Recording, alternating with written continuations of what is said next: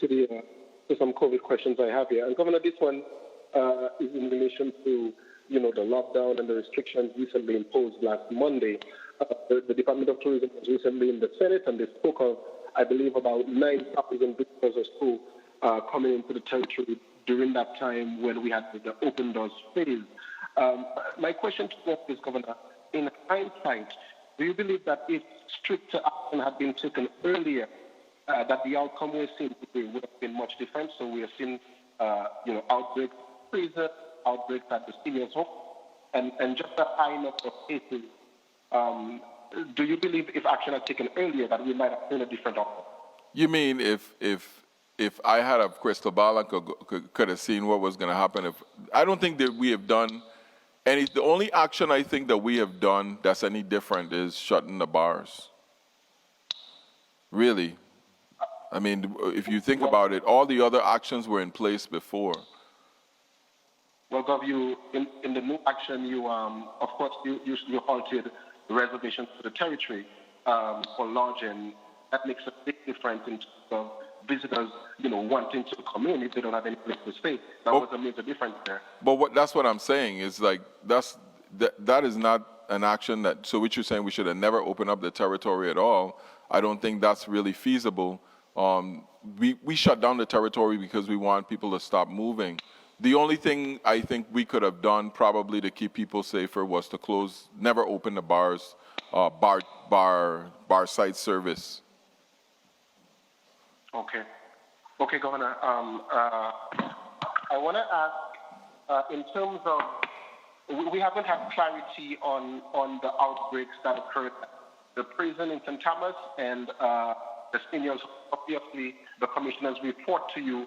Have they stated clearly what caused the outbreak at the seniors' home in St. Thomas and at the prison? COVID.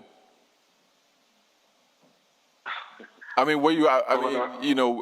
mean, in St. Thomas, we have coronavirus at a community spread level where we felt we needed to shut down. I mean, the reason it's called community spread because you don't know where it's coming from. And the reason why we shut down is because we don't know where it's coming from. We still don't, and we're just trying to get people to stop moving. So it's not like there weren't protocols in place or anything. It's just, if you have prison guards, nurses, personnel, medical personnel moving from place to place, people coming in, eventually it's going to happen. It's just a matter of when, not a matter of if. So all we can do is try our best to keep it to a minimum and then deal with the situation as we have done as quickly as possible. All right, I have a question on enforcement.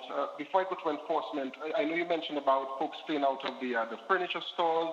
I was wondering whether your administration has considered a different protocol as it relates to the big box outfits. So, the Home Depots, the Costulets, or the Plaza Extras.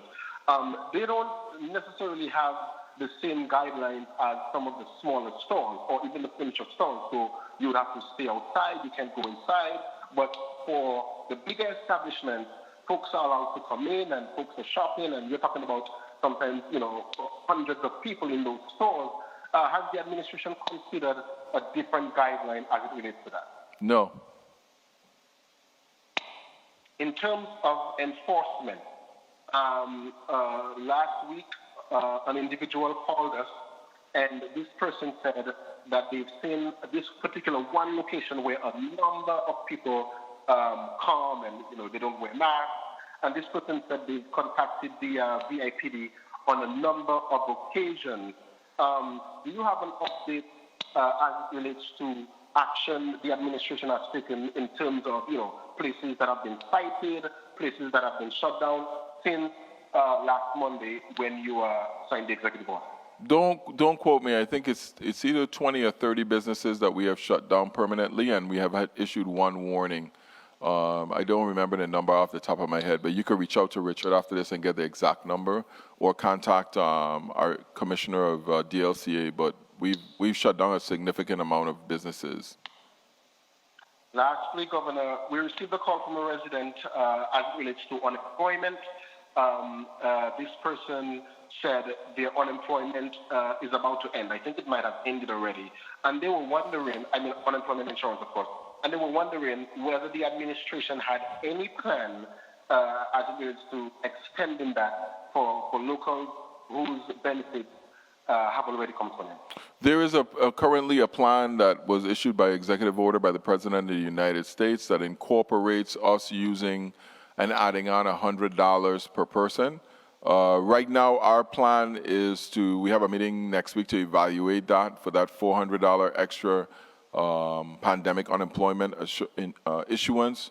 What we're really working on, though, realistically, is we continue to work with our delegate, Stacey Plaskett, and our people in Congress and the Senate and the House to try to get this piece of legislation that would not only extend this, it would give our businesses a little bit more help, it would give us some money for budget stabilization, and allow us to extend some ease on people again as we put some money out into the territory.